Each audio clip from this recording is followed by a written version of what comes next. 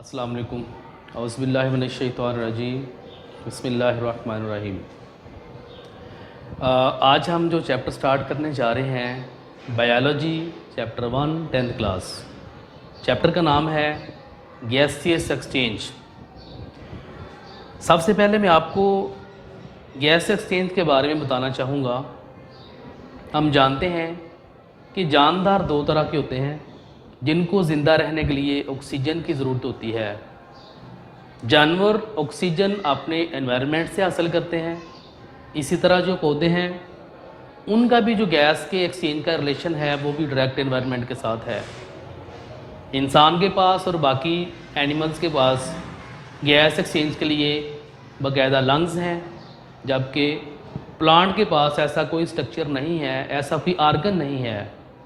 अलबत्ता उनके पास gas exchange के लिए स्टोमेटा, लेंटिसेल्स और क्यूटिकल की जो सरफेस है ये इस मकसद के लिए अवेल होती है।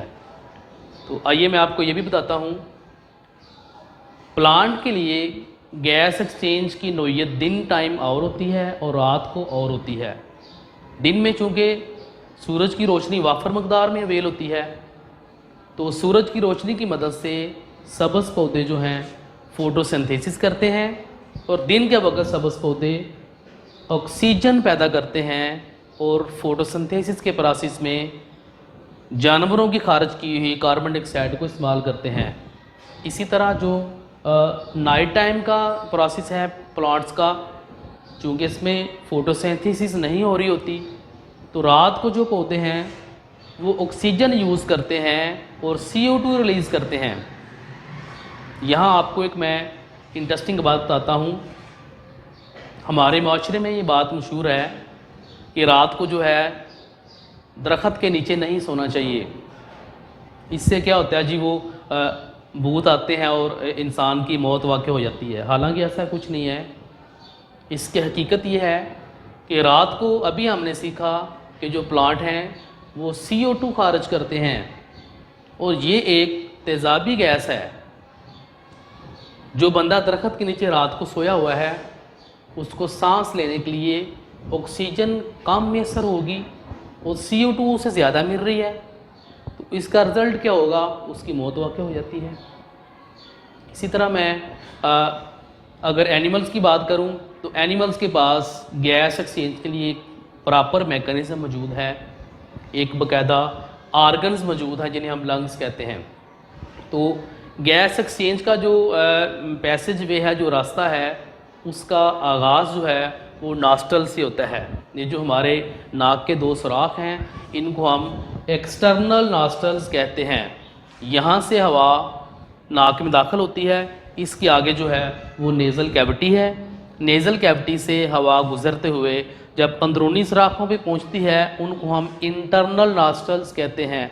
वहाँ से जो हवा है लैरिंग्स में जाती है, वहाँ से फेरिंग्स में, आगे जो सांस की नाली है उसको हम ट्रेकिया बोलते हैं।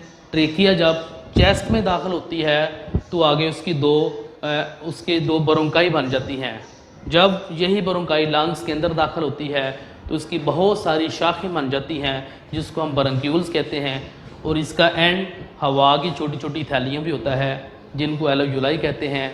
और यही वो मुकाम है जहाँ पे इंसान की और एनिमल की बॉडी और एनवायरनमेंट के दरमियान जो गैस का तबादला होता है, यहाँ से ऑक्सीजन जज़ब होकर ब्लड में जाती है, वहाँ से पूरी बॉडी में जो है वो ट्रांसपोर्ट होती है, और इसके अगेंस्ट बॉडी से आने वाली जो कार्बन डाइऑक्साइड है वो लंग्स में डिफ्यूज़ होके इसी मैकेनिज़्म के ज़रिए बॉडी से बाहर चली जाती है।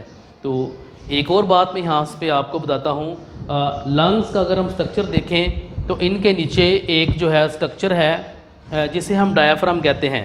तो जब डायाफ्राम जो सुकड़ता है तो ये नीचे को मूव करेगा, तो लंग्स का जो इंटरनल एरिया है वो इंक्रीज़ हो जाएगा और कॉन्सिक्वेंटली जो हवा है वो ट्रेकिया के ज़रिए लंग्स के अंदर दाखिल हो जाएगी।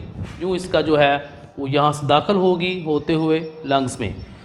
और इसी तरह जब इस डायाफ्राम ने दोबारा फैलना है तो इसने लंग्स को ऊपर को दबाना है और लंग्स के ऊपर जो प्रेशर है वो बढ़ जाएगा और जो हवा है वो बॉडी से बाहर रिलीज़ हो जाएगी।